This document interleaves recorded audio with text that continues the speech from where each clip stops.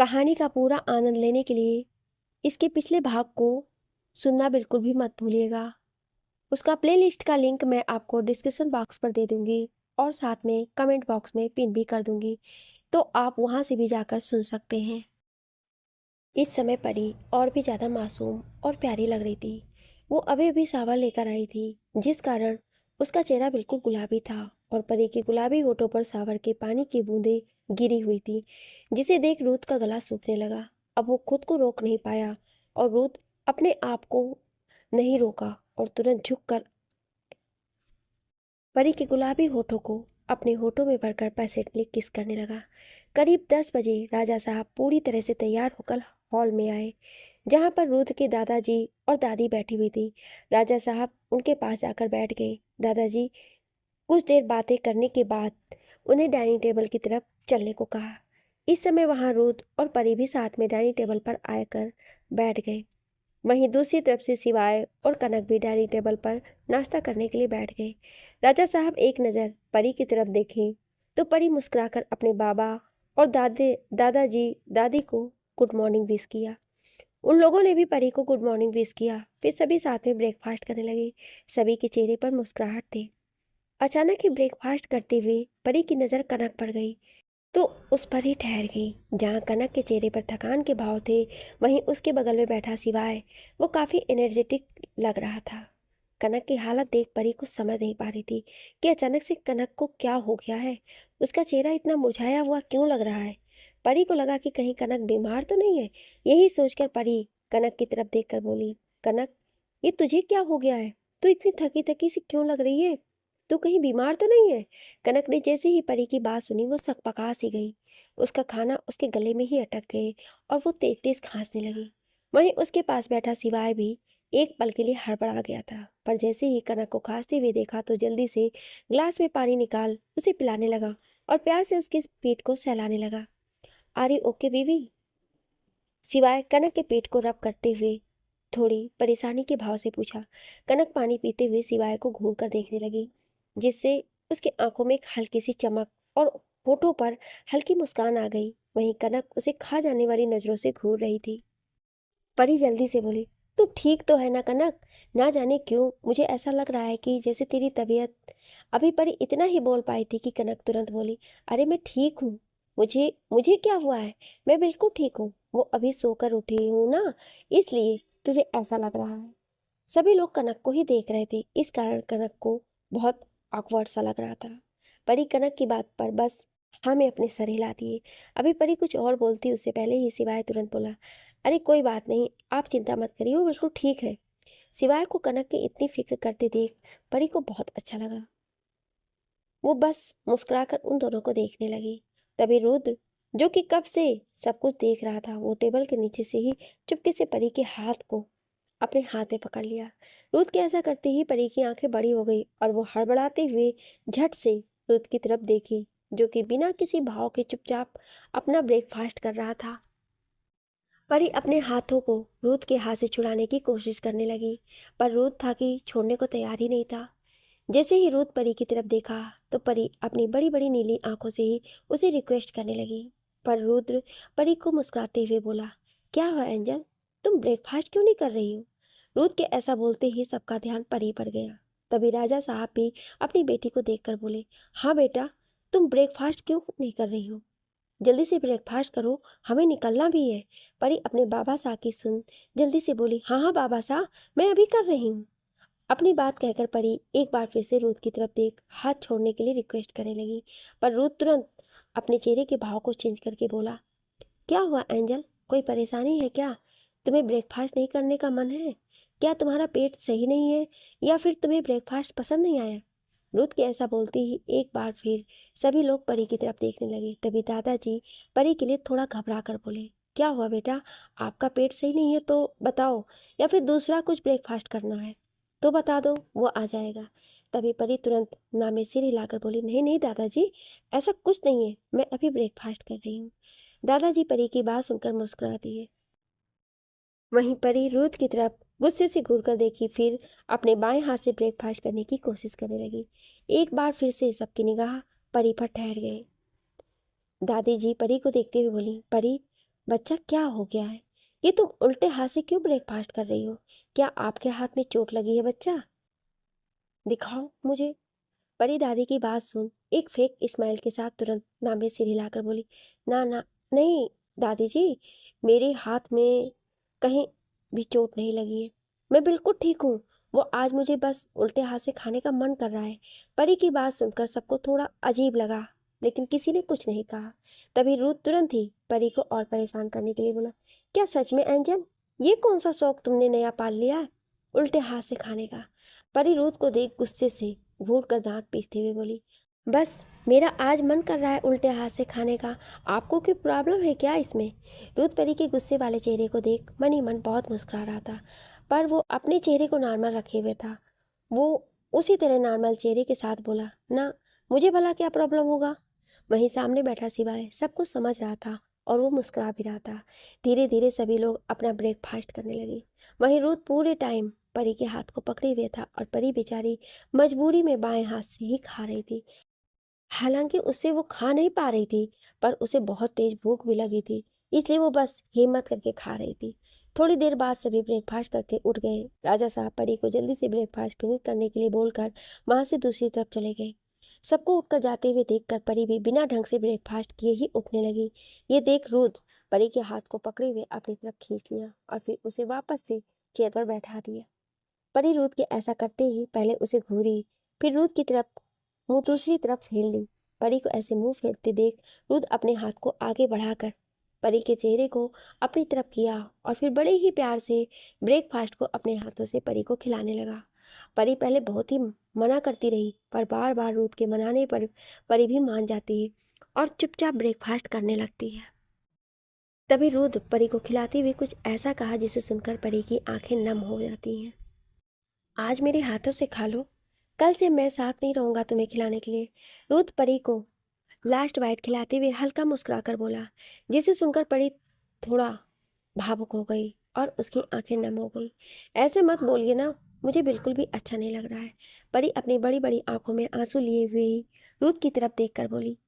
Ruth तुरंत परी के चेहरे को पकड़कर बोला, अरे मैं तो मजाक कर रहा था एंजल, इतनी सी बात पर कोई रोता है क्या? और वैसे भी कौन सा तुम मुझसे हमेशा के लिए दूर हो रही हो? बहुत जल्द तुम वापस से यहीं आने वाली हो, समझी? और मैं तुम्हें इतना परेशान करने वाला हूँ कि तुम सोच भी नहीं सकती।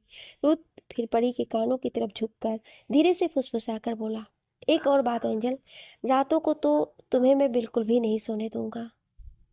ये सुनते ही परी के गाल और कान पूरे लाल हो गए और वो झूठी नाराजगी के साथ रूथ की तरफ घूरकर देखने लगी। वहीं रूथ के होठों पर एक शरारती स्माइल थी। अरे ऐसे मुझे मत देखो एंजल, वरना मैं अभी ही कहीं कुछ गुस्ताखी ना कर बैठूं। रूथ की बात सुनकर परी हड़बड़ा गई और वो जल्दी से रूथ के सीने पर अपने छोटे छोटे हाथों का मुक्का बनाकर बोली, आप ना एक नंबर के बेशर्म इंसान हो। अपनी बात कहकर परी तुरंत उठकर वहां से जाने लगी, पर तभी रूथ पीछे से उसका हाथ पकड़कर एक झटके में अपनी तरफ खींच लिया, जिससे परी सीधे रूथ के गोद में जा गिरी।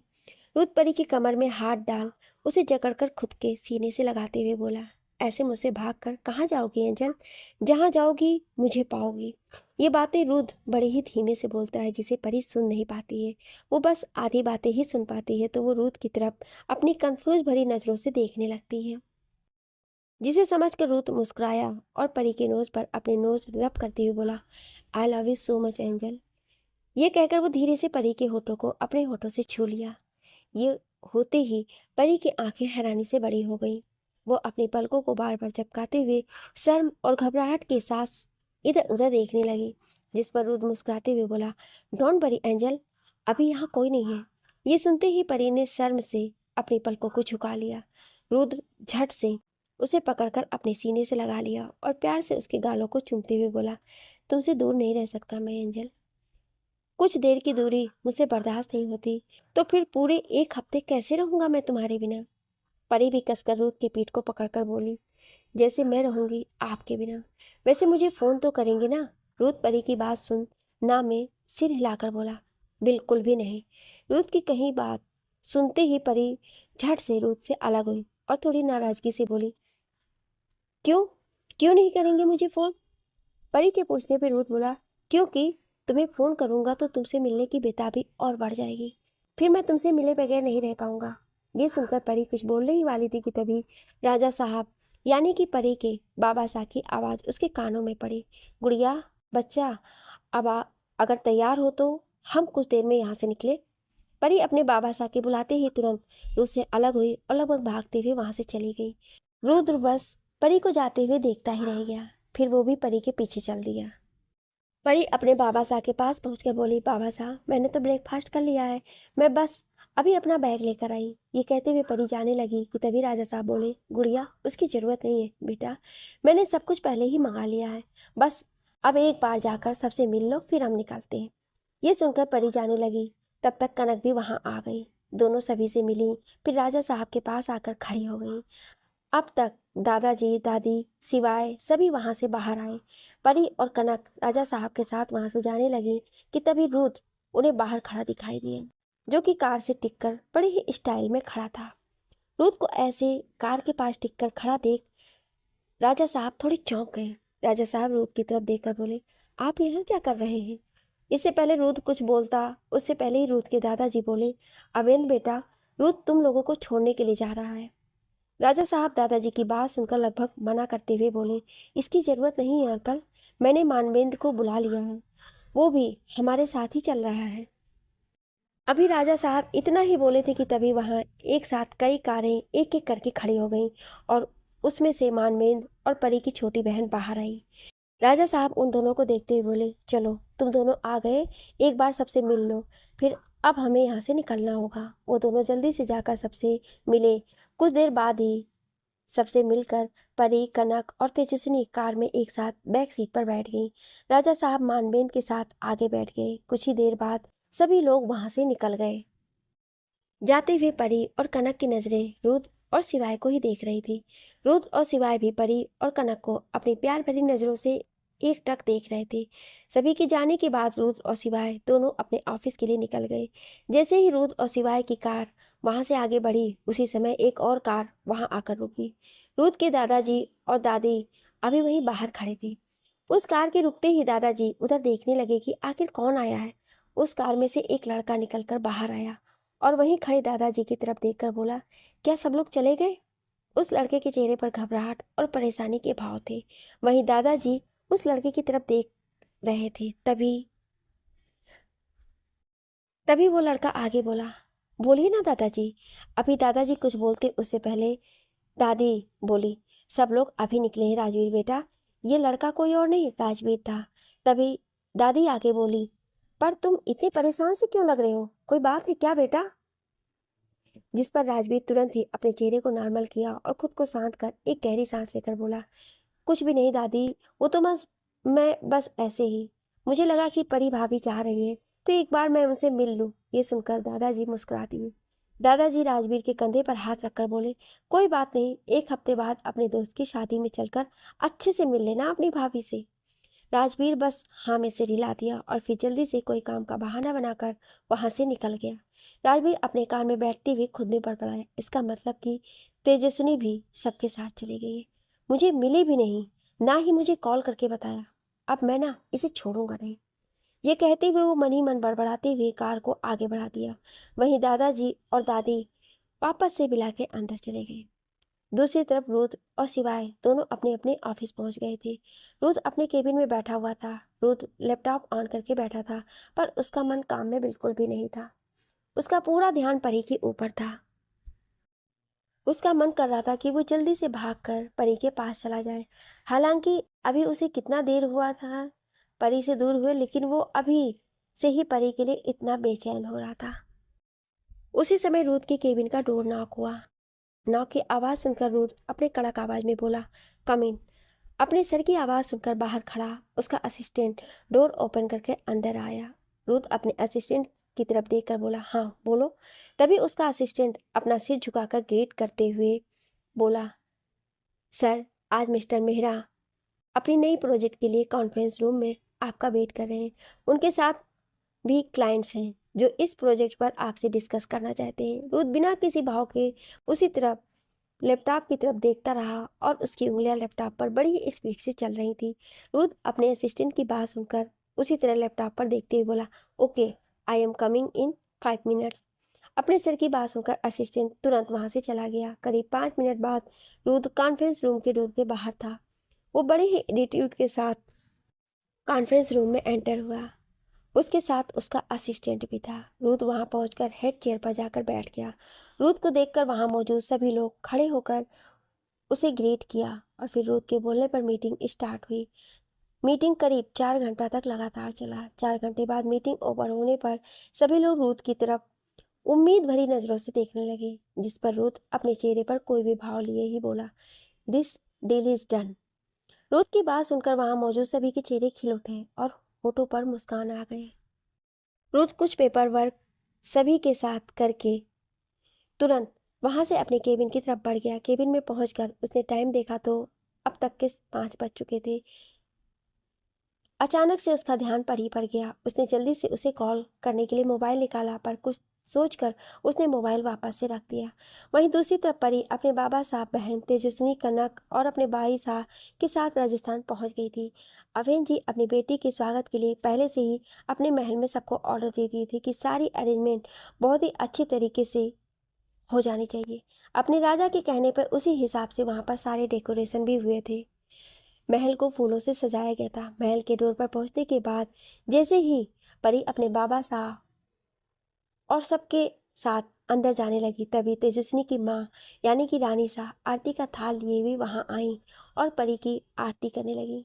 वो अपनी आंखों में झूठी ममता के भाव और होठों पर फेक स्माइल लिए परी के गालों को छूकर बोली, कहाँ चली गई थी मेरी बच्ची? तुम्हारे बिना ये पूरा महल सूना हो गया था। ये सुनकर परी हल्का सा मुस्कुरा दी। फिर सभी लोग महल के अंदर आए। सभी महल के अंदर जाकर पहले अपने अपने रूम में फ्रेश होने के लिए चले गए। कुछ देर बाद सभी फ्रेश होकर लंच करने के लिए डाइनिंग टेबल पर आकर बैठ गए। अवेन जी इतने दिनों बाद अपने पूरे परिवार को ऐसे डाइनिंग टेबल पर बैठकर लंच करते देख मुस्कुरा रहे थे। उनके तो आज खुशी का कोई ठिकाना ही नहीं था। वो अपनी खुशी को बयां ही नहीं कर पा रहे थे। सभी के चेहरे पर स्माइल थी। सभी को देख कर ही साफ पता चल रहा था कि वो सब कितने खुश हैं। सब हंसते हुए आपस में बात करते हुए अपने लंच को एंजॉय कर रहे थे। पर वहीं मौजूद कोई ऐसा भी था जिसे ये सब रास नहीं आ रहा था और वो मन ही मन कुछ खतरनाक सोच रहा था। आधी रात में चारों तरफ बिल्कुल सन्नाटा पसरा हुआ था। आसमान में काले बादल छाए हुए थे। इस काली अंधेरी रात में एक औरत तेजी से कार को ड्राइव करते हुए कहीं जा रही थी।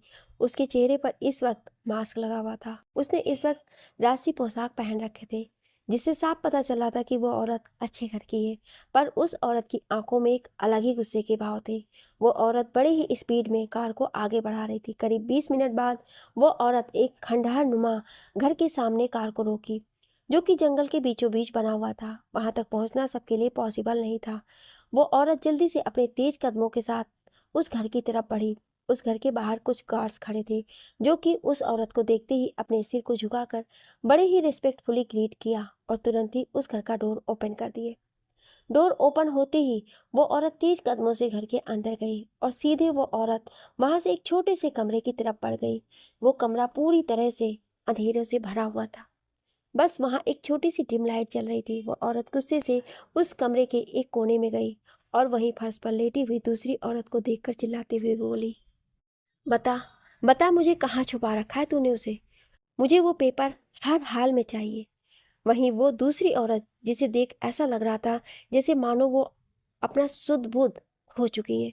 उसकी गोद में एक गुड़िया थी जिसे वो कसकर पकड़ी हुई थी, जैसे कि कोई उसकी गुड़िया को उससे अभी छीन लेगा। वो दूसरी औरत अपने सामने खड़ी औरत को देखकर अपने हाथ में पकड़ी गुड़िया और भी कसकर पकड़ ली और ना में अपने सिर को हिलाने लगी। तभी वो औरत गुस्से से फर्श पर बैठी दूसरी औरत की बाल को पकड़कर चिल्लाकर बोली, मैंने तुझसे पूछा कहाँ है वो पेपर? मुझे बताओ, वरना। वहीं वो दूसरी औरत ना में अपने सिर को हिलाने लगी और रोने लगी। ये देखकर वो औरत उस दूसरी औरत के हाथ में पकड़ी उस गुड़िया को एक झटके में खींच ली और चिल्लाकर बोली, बता जल्दी, वरना तेरी बच्ची को मैं मार डालूंगी। ये देखकर वो दूसरी औरत घबराते हुए रोकर बोली, नहीं नहीं, मेरी बच्ची मुझे दे दो। तभी वो औरत उस गुड़िया के सिर को मोड़ने लगी। ये देखकर वो दूसरी औरत और भी तेज से चिल्लाने लगी, नहीं, छोड़ दो मेरी बच्ची को, छोड़ दो, उससे मत मारो। वो औरत गुस्से से उस गुड़िया को वहीं फर्श पर फेंक दी और चिल्लाकर बोली, कल तक का समय दे रही हूँ तुझे। चुपचाप से मुझे उस पेपर के बारे में बता दे, वरना कल तेरी बच्ची को मैं जान से मार दूंगी। ये सब बातें वो औरत अपने गुस्से से लाल आंखों के साथ देखते हुए बोल रही थी। कुछ देर बाद वो औरत गुस्से से दनदनाते हुए घर से बाहर आई और बाहर खड़े गार्ड्स की तरफ देखकर ऑर्डर देते हुए बोली, इस पर पूरा ध्यान रखना, और हाँ, खाने के लिए उतना ही देना जितने में वो जिंदा रह सके। वो गार्ड्स हाँ में अपने सिर को हिला दिए। फिर वो औरत तेज कदमों के साथ अपने कार की तरफ बढ़ गई। वहीं महल में अपने कमरे में बेड पर लेटी परी इधर से उधर करवटें बदल रही थी। आधी रात हो गई थी, पर उसकी आंखों में नींद की नामो निशान तक नहीं थी। उसे रूथ की बहुत याद आ रही थी। इसके साथ साथ उसे रूथ पर बहुत गुस्सा भी आ रहा था, क्योंकि रूथ ने उसे अब तक एक बार भी कॉल नहीं किया था और ना ही परी के कॉल को पिक कर रहा था। आप बहुत बुरे हैं रूथ जी, मुझे ना आपसे बात ही नहीं करनी। अब मैं भी आपको कॉल नहीं करूंगी और ना ही आपके कॉल को पिक करूंगी। परी गुस्से से अपने हाथ में पकड़े पिलो को कसकर दबोचते हुए बोली। अभी परी बहुत गुस्से में थी और इसके साथ वो रूथ के बाहों के घेरे को भी बहुत मिस कर रही थी। बार बार परी का ध्यान ना चाहते हुए भी अपने मोबाइल की तरफ देखे जा रही थी। वहीं दूसरी तरफ रूथ, जो कि खुद परी के लिए बेचैन था, इस कारण उसने खुद को पूरी तरह से काम में लगा लिया था। अभी भी आधी रात में रूथ काम में लगा हुआ था, जिस कारण वो परी को कॉल करना ही भूल गया था। जब रुद्र काम से फ्री हुआ तो सबसे पहले उसकी नज़र वॉल क्लॉक पर पड़ी, जिसमें रात के 2 बज रहे थे। ओ नो, मैं तो एंजल को कॉल करना ही भूल गया और अभी तक तो वो सो भी गई होगी। अब क्या करूं? रुद्र खुद में बड़बड़ाया। फिर कुछ सोच कर रुद्र अपना मोबाइल उठाया। मोबाइल ऑन करते ही रुद्र चौंक गया। उस पर परी के बहुत से मिस कॉल थे, जिसे देखकर रुद्र और भी परेशान हो गया। वहीं परी अभी भी गुस्से में थी। जब उसे नींद नहीं आया तो उसे प्यास लगने लगा। परी उठकर बेड पर बैठ गई। सबसे पहले परी अपने बेड के पास रखे टेबल पर से जग को उठाया, जो कि पूरा खाली था। परी जग को उठाई और रूम से बाहर निकल गई। परी सीढ़ियों से होते हुए नीचे किचन की तरफ बढ़ी। तभी कुछ आवाज को सुनकर परी चौंक गई। परी को कुछ गिरने की आवाज आई, जिसे सुनकर परी चौंक गई। अचानक लाइट चले जाने से अभी वहां चारों तरफ अंधेरा फैल गया। परी अपने हाथों में मोबाइल लेकर नीचे आई थी तो वो तुरंत अपने मोबाइल का टॉर्च जलाकर इधर उधर देखने लगी, जिस पर उसे कोई दिखाई नहीं दिया। तभी उसे वहां एक परछाई दिखाई दी और फिर किसी के पायल और चूड़ी की आवाज उसे सुनाई दी। परी उस आवाज को सुनकर डर गई, पर फिर हिम्मत करके वो बोली, कौन कौन है यहाँ? पर अचानक ही किसी की परछाई तेजी से वहां से भागा। ये देख परी झट से उस तरफ मुड़ी और अपने मोबाइल के टॉर्च को उस तरफ करके देखने लगी, पर उसे वहां कोई दिखाई नहीं दिया। परी को बहुत ही ज्यादा डर सा लगने लगा था। तभी अचानक उसे किसी बिल्ली की रोने की आवाज सुनाई दी, जिसे सुनकर परी डर से कांप गई। वो अपनी कांपती हुई आवाज में बोली, कौन है? भागो यहाँ से। तभी उसी समय परी के हाथ में पकड़ा हुआ उसका मोबाइल बजने लगा। ऐसे मोबाइल की आवाज सुनकर वो और भी ज्यादा डर गई और घबराहट के कारण उसके हाथ से मोबाइल छूटकर नीचे गिर गया। अभी परी अपने मोबाइल को इधर उधर ढूंढती कि तभी उसमें से रुद की आवाज आई। वो मोबाइल के नीचे गिरते ही कॉल पिक हो गया था। Hello angel, I am sorry. तुम मुझसे नाराज तो नहीं हो ना? क्या तुम अभी तक जग रही हो? तुम्हें नींद नहीं आ रही है क्या? रुद एक साथ सारा सवाल परी से पूछ डाला। वहीं परी रुद की आवाज सुनकर जैसे मानो उसे एक हिम्मत सा मिला हो। वो जल्दी से अपने मोबाइल, जो कि वहीं एक साइड फर्श पर गिरे हुए थे, उसे उठा ली और अपने कांपते हुए हाथों से तुरंत अपने कान पर लगाकर बोली, हेलो हेलो, हाँ बोलिए। अभी रुद कुछ बोलता उससे पहले ही परी की कांपती हुई आवाज़ सुनकर रुद घबरा गया। वो जल्दी से अपनी घबराई हुई आवाज़ में बोला, क्या हुआ एंजल? तुम इस तरह से क्यों बोल रही हो? कोई परेशानी है क्या एंजल? मुझे बताओ। परी उसी तरह अपनी कांपती हुई आवाज़ में बोली, नहीं नहीं, वो यहाँ अभी चारों तरफ अंधेरा है। वो किसी पायल चूड़ी।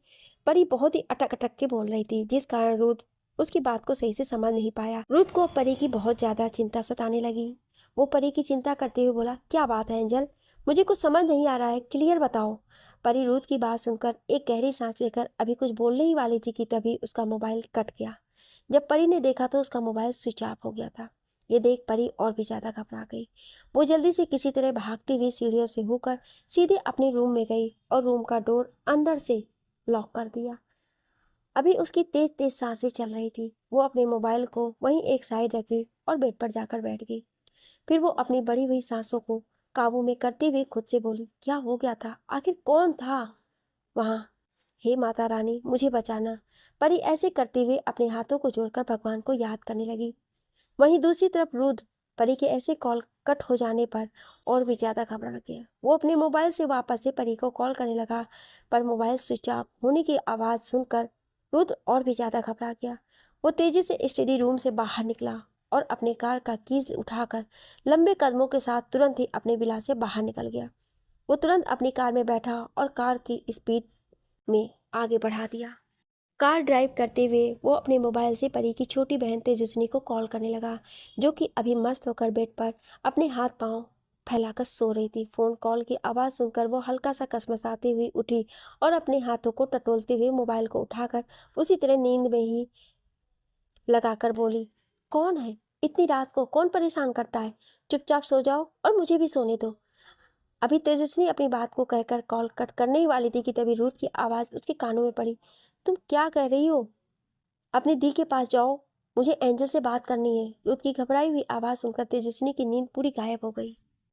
वो जल्दी से बेड पर उठकर बैठ गई और रुथ से बोली, जीजू, मैं अभी आपकी बात कराती हूँ। ये कहते हुए वो तुरंत बेड पर से उतरकर रूम का डोर ओपन कर जल्दी से परी के रूम की तरफ बढ़ गई। परी का रूम सेकेंड फ्लोर पर था और तेजस्विनी का भी उसी फ्लोर पर दूसरी साइड था। वहीं परी रूम में बैठी हुई अपनी बढ़ी हुई सांसों को कंट्रोल कर रही थी कि तभी तेजस्विनी उसके रूम के पास आकर उसका डोर नॉक करने लगी। डोर के नॉक की आवाज़ सुनकर परी एक बार फिर से घबरा गई। उसकी हिम्मत नहीं हो रही थी कि वो डोर ओपन करे। उसे यही लग रहा था कि जो परछाई नीचे थी वही अब यहाँ आकर डोर नॉक कर रहा है। तभी तेजस्विनी की आवाज़ उसके कान में पड़ी, दी, डोर ओपन करो दी। क्या आप सो गए हो दी? जल्दी से डोर ओपन करो। तेजस्विनी की आवाज़ सुनकर परी जल्दी से डोर ओपन की। तेजस्विनी अंदर आई और अपना फ़ोन तुरंत परी की तरफ बढ़ाते हुए बोली, ये लो, जीजू का कॉल है। वो बहुत ही ज़्यादा घबराए हुए हैं, जल्दी से उनसे बात कर लो, तब तक मैं सोने जा रही हूँ। अपनी बात कहकर तेजस्विनी वहीं परी के बेड पर जाकर फैल कर सो गई। परी फोन को लेकर अपने कान पर लगाई, तभी दूसरी तरफ से रुथ की आवाज़ आई, एंजल, कैसी हो तुम? क्या हो गया था और तुम्हारा फ़ोन ऐसे क्यों बंद आ रहा है और तुम इतनी घबराई हुई क्यों लग रही हो? परी रुथ की आवाज़ में घबराहट के भाव को साफ समझ रही थी। उसे रुथ का खुद के लिए इतना घबराना देख अच्छा लगा। वो एक गहरी सांस लेकर बोली, पहले आप शांत हो जाइए। मैं बिल्कुल ठीक हूँ। वो यहाँ अचानक ही लाइट चली गई थी और चारों तरफ अंधेरा होने के कारण मैं थोड़ी डर सी गई थी। फिर मेरा मोबाइल भी बंद हो गया। ये सब कहकर परी अजीब सा मुंह बनाई। रुथ परी की बात सुनकर तुरंत ही अपनी कार को एक झटके में रोका और थोड़ी नाराजगी से कुछ बोला, जिसे सुनकर परी का मुंह बन गया। एंजल, तुम इतनी लापरवाह कैसे हो सकती हो? तुम्हें ये भी ध्यान नहीं रहा कि तुम्हारा मोबाइल चार्ज करना है। अगर आज मोबाइल चार्ज होता तो मैं इतना परेशान नहीं होता। तुम्हें पता है, तुम्हारी कॉल ऐसे बीच में कट गया तो मैं कितना घबरा गया था। मैंने कभी नहीं सोचा था कि तुम इतनी लापरवाह होगी। ऐसी तो तुम बिल्कुल भी नहीं थी। क्या हो गया है तुम्हें? रुथ गुस्से में परी को लगभग डांटते हुए बोला। परी रुथ की गुस्से भरी डांट सुनकर उदास हो गई और धीरे से बोली, सॉरी। ये कहकर परी ने तुरंत कॉल कट कर दिया। वहीं जैसे ही परी ने कॉल कट किया, रुथ को एहसास हुआ कि उसने कुछ ज़्यादा ही रूड वे में परी से बात कर लिया है और शायद अब परी उससे बहुत ही ज़्यादा नाराज़ हो गई है।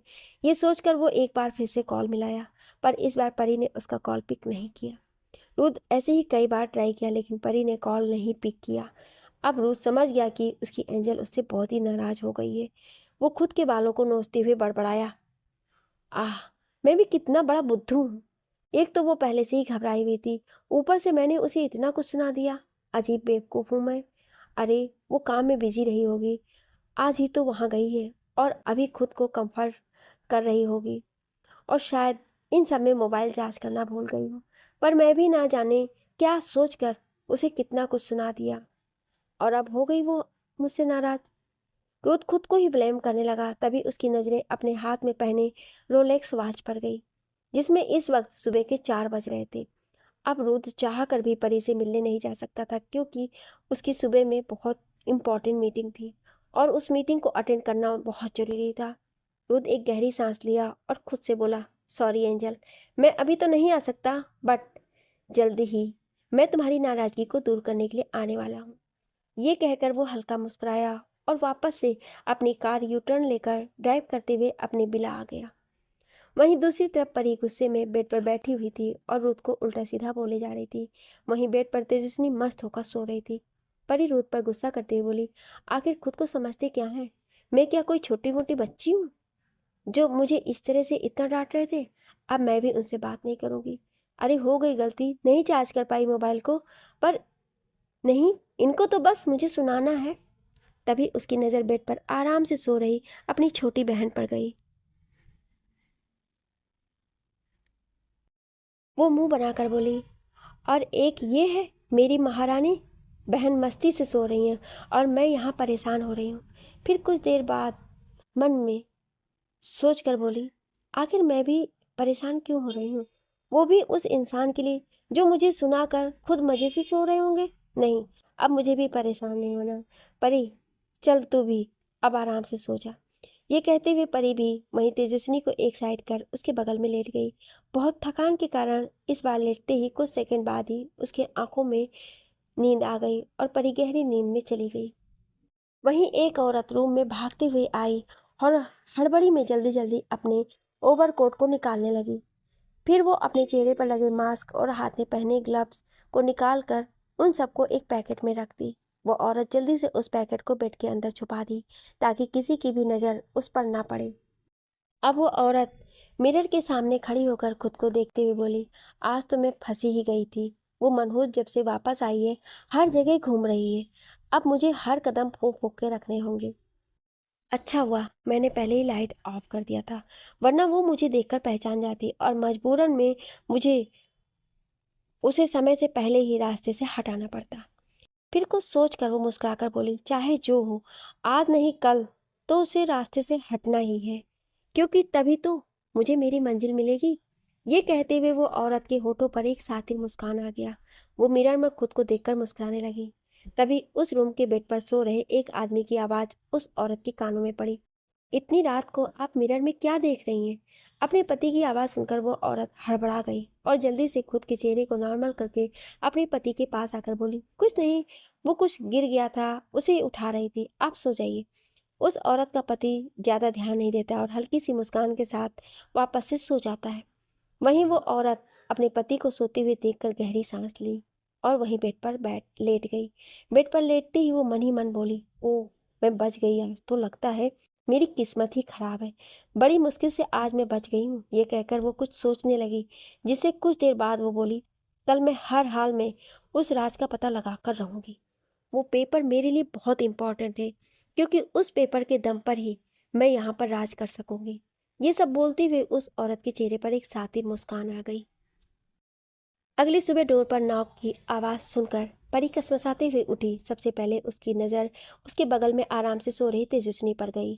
वो अपने सिर को ना में हिलाकर धीरे से बेड पर से उठी और डोर ओपन की तो सामने एक सर्वेंट खड़ी थी। बड़ी राजकुमारी, राजा साहब आपको डाइनिंग टेबल पर आने के लिए बोल रहे हैं। वो आपके और छोटी राजकुमारी के साथ नाश्ता करने के लिए वेट कर रहे हैं। सामने खड़ी सर्वेंट अपने सिर को झुकाकर बड़ी रिस्पेक्ट के साथ बोली। उस सर्वेंट की बात सुनकर परी हाँ में अपने सिर हिलाई और धीरे से बोली, आप चलिए, हम दोनों अभी आते हैं। वो सर्वेंट परी की बात सुन वहाँ से चली गई। उसके बाद परी रूम में आई और एक बार फिर से उसकी नज़र बेड पर सो रही तेजस्विनी पर पड़ी। फिर वो कबर्ड की तरफ बढ़ गई। परी उसमें से अपने लिए कपड़े निकाले और उसे लेकर वॉशरूम में चली गई। करीब आधे घंटे बाद परी वॉशरूम से बाहर आई। इस वक्त उसने एक सिंपल सा पिंक कलर का अनारकली सूट पहन रखा था। वो सबसे पहले बेड के पास गई और तेजस्विनी को उठाते हुए बोली, छोटी छोटी उठ जा, सुबह हो गई है। परी के ऐसे उठाने पर तेजस्विनी अजीब सा मुंह बनाकर बोली, दी यार, मुझे सोने दो ना, अभी मुझे नींद आ रही है। ये कहकर तेजस्विनी फिर से सोने लगी, लेकिन परी उसे जबरदस्ती उठाई और वॉशरूम की तरफ लेकर चली गई। तेजस्विनी मुंह नाक बनाते हुए वॉशरूम में चली गई। वहीं परी तेजस्विनी को ऐसे मुंह नाक सिकोड़ते देख मुस्कुरा उठी। परी फिर मिरर के पास गई और अपने बालों को बनाने लगी। अचानक ही बालों को बनाते हुए परी को कल रात के बारे में सब याद आने लगा कि कैसे कल रात रुद्र ने इतने गुस्से में उसे डांट रहा था। वो याद आते ही परी उदास हो गई। तभी उसकी नज़र अपने फ़ोन पर गई जिसे उसने चार्ज पे लगाया था और अब तक वो चार्ज भी हो गया था। वो उसे उठाकर चेक करने लगी कि शायद उस पर रुद्र का कॉल आया हो। पर रुद्र ने परी को एक भी कॉल नहीं किया था। ये देख परी और भी ज़्यादा उदास हो गई। वो मन ही मन बोली, बहुत बुरे हैं आप रुद्र जी, मैं अब आपसे कभी बात नहीं करूँगी। ये कहते हुए वो अपना मोबाइल वहीं स्टैंड पर रखी और रूम से बाहर निकल गई। वहीं दूसरी तरफ रुद्र अपने ऑफिस में मीटिंग अटेंड कर रहा था। रुद्र सुबह जल्दी ही मीटिंग के लिए आ गया था और रात में भी वो बहुत ही कम सो पाया था, जिस कारण वो बात बात पर गुस्सा हो रहा था और सब पर अपने गुस्से को निकाल रहा था। इसके साथ ही साथ रह रहकर रुद्र को परी की भी याद आ रही थी, क्योंकि उसके कारण उसकी परी कल उससे नाराज हो गई थी। अगर वो इसे इतना रूडली बात नहीं करता तो परी उससे नाराज नहीं होती, पर अब सोचने से कुछ नहीं होने वाला था, क्योंकि अब जो होना था वो तो हो गया था। रुद्र की मीटिंग काफ़ी लंबी चली। करीब 11 बजे रुद्र मीटिंग से फ्री हुआ। फिर वो तुरंत ही अपने केबिन की तरफ बढ़ गया। रुद्र अपने केबिन में पहुंचा और अपने मूविंग चेयर पर जाकर बैठ गया। रुद्र के बैठते ही उसे एक बार फिर से परी का ख्याल आया। वो जल्दी से अपना मोबाइल निकालकर परी को कॉल करने लगा, लेकिन कई रिंग्स के बाद भी परी ने कॉल पिक नहीं किया। ये देख रुद्र को खुद पर और भी ज़्यादा गुस्सा आ रहा था। वो खुद को ही टॉर्चर करने के लिए अपने बालों को नोचने लगा और अपने हाथों की मुट्ठी बनाकर खुद को ही मार रहा था। वो समझ नहीं पा रहा था कि वो कैसे अपनी बीवी को मनाए और उसके गुस्से को शांत करे। वहीं सिवाय भी अपने ऑफिस में बैठा था। कनक को गए पूरे 1 दिन हो गए थे और इस एक दिन में ही सिवाय उसके लिए बहुत बेचैन सा होने लगा था। वो तो कल रात अपने घर भी नहीं गया, क्योंकि वहाँ पर उसे हर चीज़ कनक की याद दिला रही थी। सिवाय जो कि अभी मीटिंग अटेंड करके आया था, वो एक गहरी सांस लिया और फिर अपना मोबाइल निकालकर कनक को कॉल करने के बारे में सोचा। कल भी उसने कनक से बात की थी, पर कनक को बहुत नींद आ रही थी, इस कारण सिवाय ने जल्दी ही फ़ोन रख दिया था। अभी सिवाय जैसे ही कनक को कॉल किया, कुछ देर बाद कॉल पिक कर लिया।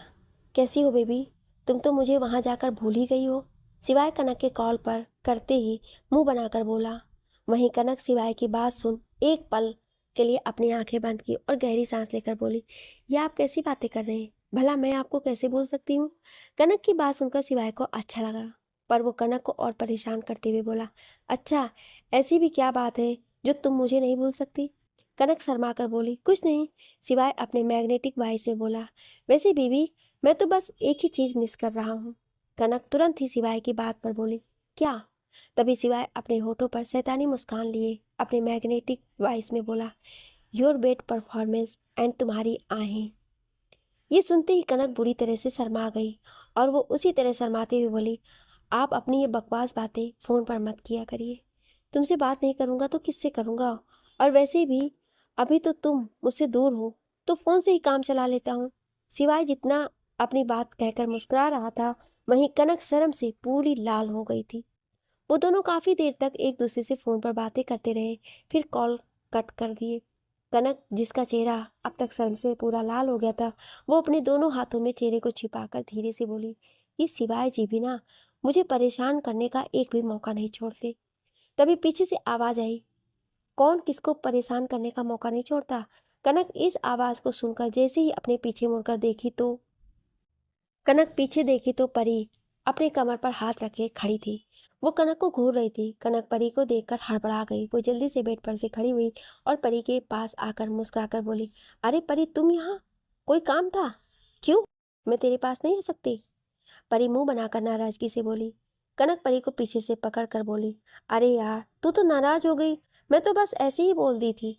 चल अब आ बैठ, कुछ बातें करते हैं, मैं एक शर्त पर मानूंगी। परी तुरंत मुंह बनाकर कनक से बोली। कनक परी की बात पर तुरंत अपने भवें उचकाकर बोली, क्या? जिस पर परी बोली, पहले तू मुझे बता, अभी किससे बात कर रही थी? अरे यार वो तो मैं सिवाय जी से बात।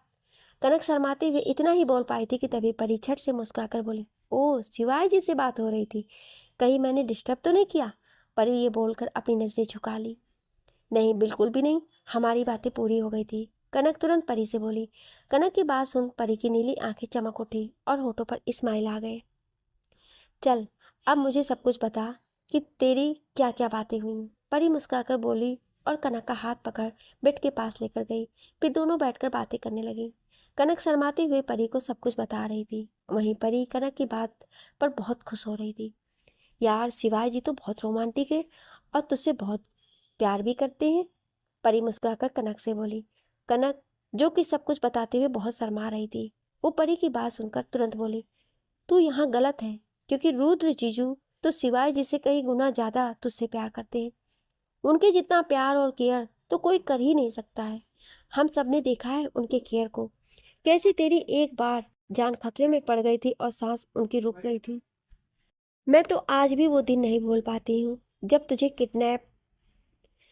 अभी कनक इतना ही बोल पाई थी कि वो परी की हैरानी भरी एक्सप्रेशन को देखकर चुप हो गई, क्योंकि वो सब बताते हुए भूल गई थी कि परी को अब कुछ भी याद नहीं है। वो अब अपनी पुरानी यादों को पूरी तरह से भूल चुकी है। परी कनक की तरफ आंखें फैलाए हैरानी से देखते हुए बोली, तूने अभी अभी क्या कहा कनक? रोज जी मेरे लिए बहुत परेशान थे, कब? और मेरा किडनैप ये कब हुआ? कनक परी की बात सुन तुरंत मुस्कुराकर बोली, वो सब छोड़, पर हाँ, ये याद रखना, वो तुझसे बहुत प्यार करते हैं। आज तक उन्होंने तुझे कभी कुछ बोला ही नहीं। तेरी सारी इच्छाओं को पूरा किया है उन्होंने, चाहे तेरी जैसी भी इच्छा होती थी वो सब पूरा करते थे। तुझमें जान बसती है उनकी। अगर तेरी आंखों से एक आंसू बहता था तो वो दर्द उनके सीने में महसूस होता था। हम सब ने उनके चेहरे के दर्द को और दिल के भाव को बहुत ही अच्छी तरह से देखा है। परी तो कनक की बात सुनकर बिल्कुल हैरान थी। उसे समझ ही नहीं आ रहा था कि कनक जो कह रही है क्या वो सच है या फिर वो सिर्फ उसे बदलने के लिए बोल रही है। पर कहीं ना कहीं वो ये बात भी जानती थी कि कनक कभी भी झूठ नहीं बोल सकती है। इसलिए वो ज़्यादा ना सोचते हुए बस हल्का मुस्कुरा दी। पर अभी भी परी कंफ्यूज थी, लेकिन हाँ, उसने भी रूथ की आंखों में खुद के लिए बेपनाह मोहब्बत देखी थी। इस कारण दिल ही दिल उसे विश्वास था कि कनक जो कह रही है वो बिल्कुल सही कह रही है। अभी दोनों बात कर ही रहे थे कि तभी वहां पर तेजस्विनी भी आ गई। फिर कनक तेजस्विनी की तरफ देखकर परी से बोली, देख, अगर तुझे विश्वास ना हो तो तेजो से भी पूछ सकती है। क्या? क्या बताना है मुझे दी को? तेजस्विनी ने कनक की बात सुनकर कंफ्यूज भरी नजरों के साथ तुरंत कहा। कनक तुरंत बोली, अरे तू अपने जीजू के बारे में परी को सब बता दे कि वो कितना ज्यादा तेरे दी को चाहते हैं। तेजस्विनी कनक की बात सुनकर तुरंत मुस्कुराकर हाँ में सिर हिलाते हुए बोली, कनक दीदी बिल्कुल सही बोल रही है दी। आपको जीजू बहुत प्यार करते हैं। यू आर सो लकी कि आपको रुद्र जी जैसे हस्बैंड मिले। वो तो मेरे बेस्ट जीजू हैं। परी बिना कुछ बोले एकटक तेजस्विनी की तरफ देखकर बातें सुन मुस्कुरा रही थी और मन ही मन उसे रूथ पर बहुत सारा प्यार भी आ रहा था। अब कहीं ना कहीं परी की नाराजगी रूथ के लिए दूर हो गई थी, पर अभी भी वो थोड़ा उससे नाराज थी और नाराज होना तो भाई बनता भी था। रूथ ने आखिर कल उसे बहुत ही ज़्यादा सुना दिया था, जबकि बेचारी परी की कुछ भी गलती नहीं थी। काफ़ी देर तक तीनों बैठकर आपस में बातें करती रहीं। ऐसे ही फिर लंच टाइम हो गया। सभी जाकर लंच करने लगे। कनक भी सबके साथ वहीं महल के एक साइड बने आउट हाउस में रहती थी और ज़्यादातर वो परी के साथ ही उसके रूम में या फिर वहीं पर लंच भी किया करती थी। राजा साहब कनक को भी अपनी बेटियों की तरह ही मानते थे। ये बात कनक को बहुत अच्छी लगती थी। राजा साहब के प्यार के कारण ही कनक को कभी अपने माँ बाप की याद ही नहीं आई। उसे कभी अकेलापन सा महसूस नहीं हुआ। सभी लंच कर लिए। ऐसे ही पूरे दिन बीत गए। रात के डिनर के टाइम पर भी सभी एक साथ डाइनिंग टेबल पर बैठकर मजे से डिनर किया। वहीं तेजस्विनी की माँ यानी कि परी की सौतेली माँ परी को देखकर मन ही मन कुढ़ रही थी और उसके दिमाग में कुछ खतरनाक चल रहा था। अब खतरनाक क्या था यह आप लोगों को आगे पता चलेगा। डिनर करने के बाद सभी अपने अपने रूम में चले गए। परी जो कि बेड पर आकर लेट गई, वो आज कनक और तेजस्विनी की कई सारी बातों को सोचकर मुस्कुरा रही थी। वहीं पास में टेबल स्टैंड पर रखा रूथ की फोटो को अपने प्यार भरी नजरों से देख रही थी। इस फोटो को परी ने चुपके से रूथ के रूम से चुरा लिया था। इसके बारे में रूथ को पता भी नहीं था। परी रूथ के फोटो को उठाई और अपने सीने से लगाकर प्यार से बोली, I miss you so much my would be hubby. इतना कहकर परी रूथ की फोटो पर अपनी होठों चूम ली। तभी अचानक से एक आवाज उसके कानों में पड़ी, I miss you too my angel. इस आवाज को सुनकर परी उस तरफ देखी तो उसकी आंखें हैरानी से बड़ी बड़ी हो गईं, क्योंकि वहां पर कोई और नहीं रूथ खड़ा था। रूथ को अचानक से वहां देख परी तो बिल्कुल चौंक गई थी। एक पल के लिए तो उसे ऐसा लगा जैसे मानो रूथ का वहां होना उसकी आंखों का धोखा हो। वो अपने हाथों से अपने आंखों को रब करते हुए दोबारा देखी तो अभी भी उसे रूथ वहां खड़ा दिखा। रूथ अपने पैंट के पॉकेट में एक हाथ डाले बड़ी ही स्टाइल से बालकनी की डोर के पास खड़ा था और अपने होठों पर एक किलर स्माइल लिए परी को बड़ी ही शिद्दत से निहार रहा था। परी झट से उठकर बैठ गई, क्योंकि रूथ की नज़रों की तपिश को वो ज़्यादा देर तक खुद पर बर्दाश्त नहीं कर पाई। वो खुद को अच्छे से कवर करने के लिए कुछ ढूंढने लगी, क्योंकि अभी परी ने रेड कलर की स्लीवलेस नाइटी पहन रखी थी जिसका लेंथ उसके घुटने तक था। वो उसके ऊपर का श्रग निकाल कर साइड में रखी हुई थी, जिसे वो झट से उठाकर पहनने वाली थी कि तभी रुद्र पूर फुर्ती से आगे बढ़ा और परी के हाथों से वो श्रग ले लिया। रुद्र के अचानक ऐसे आकर श्रग छीन कर लेना परी को चौंका दिया था। परी मुंह खोलकर रुद्र की तरफ देखते हुए बोली, ये आप क्या कर रहे हैं? वो मेरा श्रग, मुझे दीजिए। तभी रुद्र परी को अपने करीब करके सीने से लगाकर बोला, ना ना एंजल, जब तुमने अभी तक इसे नहीं पहनी थी तो फिर अब क्यों पहनना? परी अजीब सा मुंह बनाए वहीं खड़ी रही। रुद्र परी को ऊपर से लेकर नीचे तक घूरने लगा। वो बड़ी ही इंटेंस भरी नज़रों से परी को देख रहा था। वहीं परी रुद्र की इंटेंस भरी नज़रों को महसूस कर खुद को अपने हाथों से करने लगी। रुद्र अपने हाथ में पकड़े परी के श्रग को वहीं एक साइड सोफे पर फेंका और आगे बढ़कर झट से परी को अपनी बाहों में भर लिया।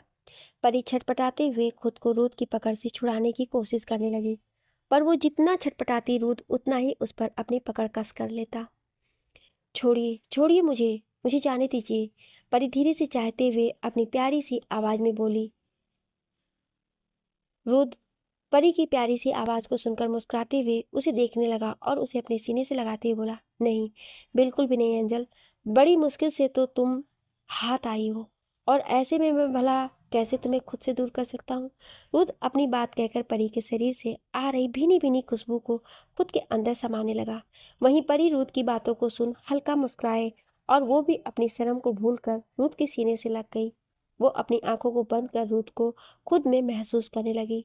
उसके होठों की स्माइल और आंखों की चमक उसकी खुशी को साफ बयां कर रहे थे।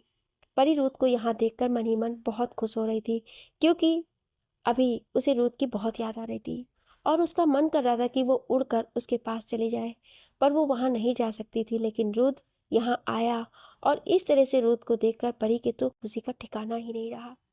लेकिन वो रुद्र के सामने बिना किसी भाव के खड़ी थी। रुद्र धीरे से परी को कुछ अलग किया और उसे अपने आंखों के सामने खड़ा कर उसके माथे और गाल को चूम लिया। अभी परी कुछ भी रिएक्ट नहीं कर पा रही थी। वो बिल्कुल चुपचाप खड़ी थी। रुद्र परी के चेहरे को अपने दोनों हाथों में भरकर प्यार से बोला, क्या हुआ एंजल, तुम मुझसे नाराज हो क्या? अभी तक तुम्हारी नाराजगी मुझसे दूर नहीं हुई क्या? परी रुद्र की बात सुनकर धीरे से दूर हुई और बेड के पास जाकर बैठ गई। रुद्र परी को इस तरह से उदास मुंह बनाए बैठे देख उसके करीब गया और वहीं रुद्र उसके बगल में बैठ गया। परी ये देख अपने चेहरे को दूसरी तरफ कर ली। रुद्र को परी का ऐसा करना अच्छा नहीं लगा। उसे मन में गिल्ट सा महसूस होने लगा। वो जानता था कि गलती उसकी ही है, इसलिए वो एक बार फिर से परी की तरफ अपने एक हाथ को बढ़ाया और प्यार से उसके हाथों को अपने हाथों में लेकर बोला, आई एम सॉरी एंजल। जैसे ही परी ने ये सुना तो वह हैरानी से आंखें बड़ी किए हुए रुद्र की तरफ देखने लगी।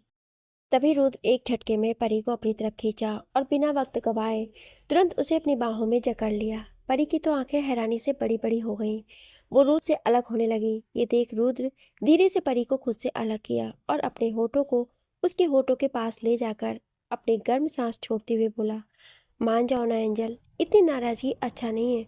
अब और मुझसे सहा नहीं जा रहा है। तुम मेरे सामने हो और मैं तुम्हें।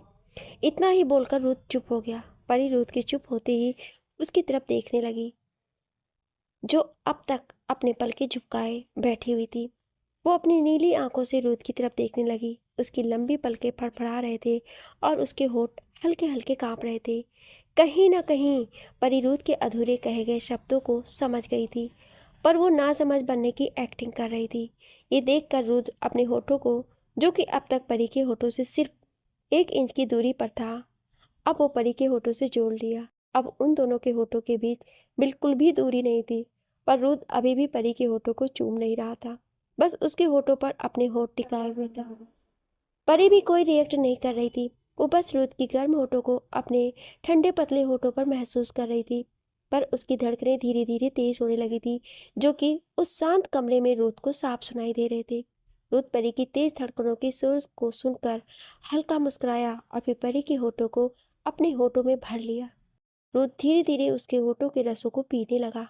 परी बिल्कुल अवाक सी बैठ गई। उसका दिमाग उससे बार बार यही कहता कि वो रुद्र को खुद से अलग कर दे, पर उसका दिल उसे ऐसा करने से बार बार रोक रहा था।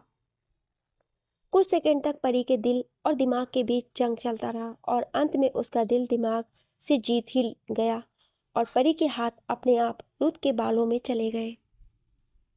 परी की पतली नाजुक लंबी लंबी उंगलियां रुत के सिल्की बालों में घूम रहे थे। वहीं रुत के हाथ भी परी के बालों में थे। वो पीछे से परी को पकड़कर खुद से बिल्कुल चिपका कर बड़ी ही पैसेट तरीके से किस करने लगा। अभी उन दोनों को देख ऐसा लग रहा था कि जैसे जन्मों के प्यासे आज अपनी प्यास बुझा रहे हों। रुत उसी से तरह परी के होठों को चूमते हुए बेड पर लेकर लेट गया। रुत परी के दोनों हाथों की उंगलियों में अपनी उंगलियों को फंसाया और अपने किस को कंटिन्यू रखा। परी भी रुत का पूरा साथ दे रही थी। काफी देर तक एक दूसरे को चूमने के बाद जब दोनों की सांसें फूलने लगी तब दोनों एक दूसरे के होठों से दूर हुए और एक दूसरे के बाहों में लिपट कर अपनी आंखें बंद कर ली। परी जिसकी सांसें इस वक्त बहुत तेज हो गई थी वो रुत के सीने पर सिर रखकर अपनी आंखें बंद करी हुई थी। वहीं रुत परी को अपनी बाहों में भरा था। उसके होठों पर बहुत बड़ी मुस्कान थी। हालांकि उसकी भी आंखें बंद थी पर उसके चेहरे पर एक अलग ही चमक था और ये चमक अपनी एंजल से मिलने का था। वहीं दूसरी तरफ एक औरत एक बार फिर से उसी खंडहर नुमा बिल्डिंग के सामने अपनी कार को रोकी और अपने कदमों को तेजी से आगे बढ़ाती हुई उस बिल्डिंग के अंदर गई। वो बिल्डिंग के अंदर पहुंची तो वहाँ खड़े सारे गार्ड उसे ग्रीट करने लगे। वो औरत जल्दी जल्दी चलते हुए उस रूम की तरफ गई। उसे रूम के अंदर से किसी के गाने की आवाज आ रही थी। लल्ला लल्ला लोरी दूध की कटोरी दूध में बतासा मुन्नी करे तमाशा। लल्ला लल्ला लोरी दूध की कटोरी दूध में बतासा मुन्नी करे तमाशा। उस रूम में एक कोने में फर्श पर बैठी एक औरत जिसके कपड़े फटे हुए थे उसके चेहरे की हालत भी बहुत बुरी तरह थी। उसके हाथों पैरों पर भी झुर्रियाँ पड़ गई थीं। वो अपनी गोद में एक गुड़िया को लिए हुई थी और उसे बड़े ही प्यार से सुला रही थी। वो उस गुड़िया को सुलाते हुए यही गाना गुनगुना रही थी। इस गाने को उस दूसरी औरत ने सुन लिया और उसे गुस्से से दंदनाते हुए रूम में आई और फर्श पर बैठी उस औरत के हाथों से गुड़िया को छीन ली।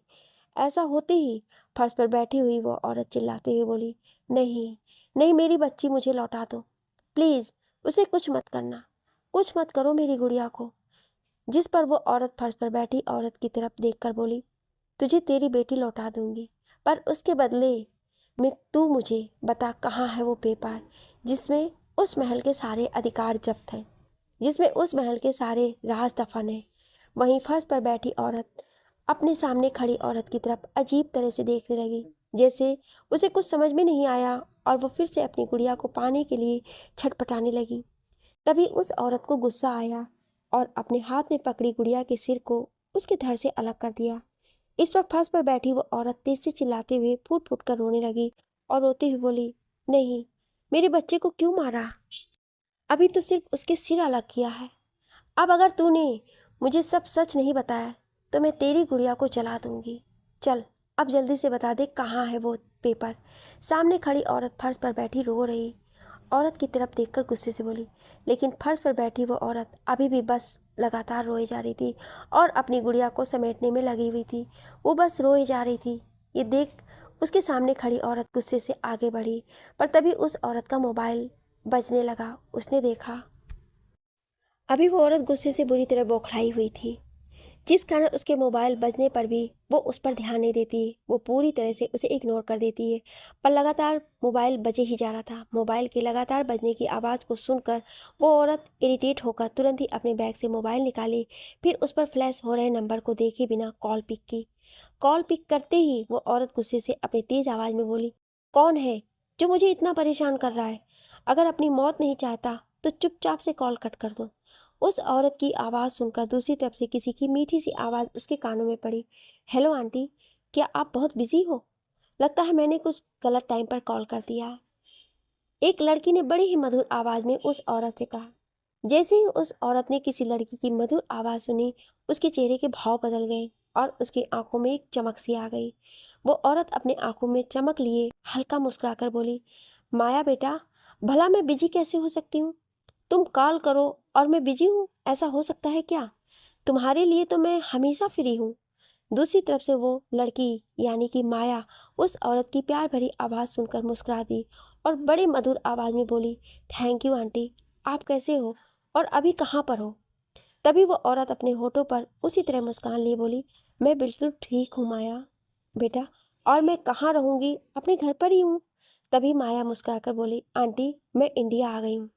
माया की बात सुनकर उस औरत की आंखों में और भी ज्यादा चमक आ गई। वो औरत मुस्कुराकर बोली, क्या सच में माया बेटा, तुम इंडिया आई हो? जिस पर माया मुस्कुराते हुए बोली, हाँ आंटी, मैं इंडिया आई हूँ और मुझे कुछ समझ में नहीं आ रहा है कि मैं किधर कहाँ जाऊँ।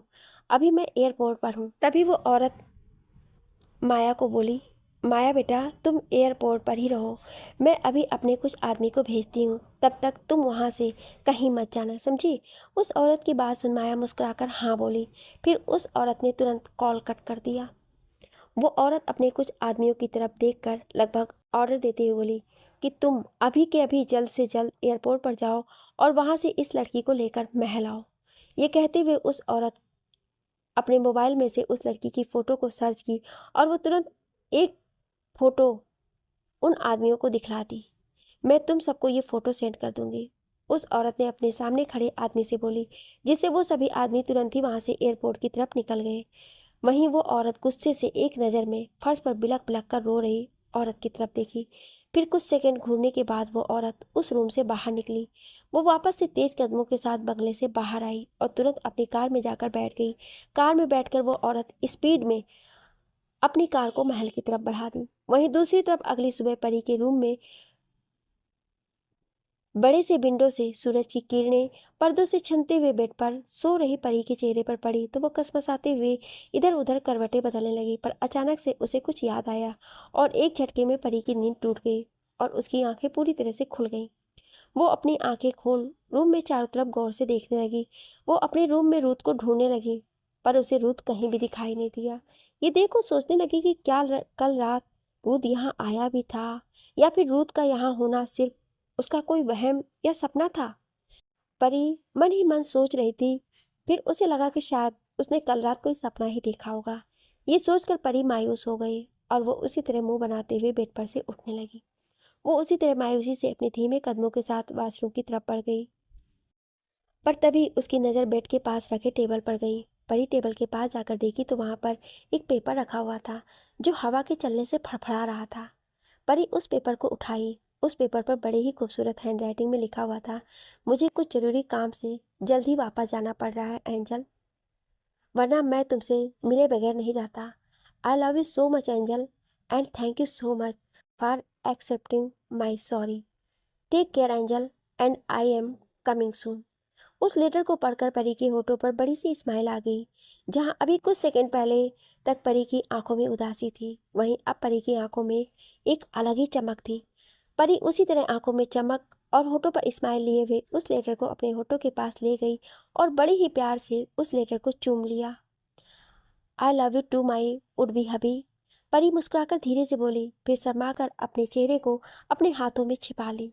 कुछ देर बाद परी वॉशरूम में सावन लेने के लिए चली गई। करीब आधे घंटे बाद परी तैयार होकर नीचे हॉल में सबके पास आई।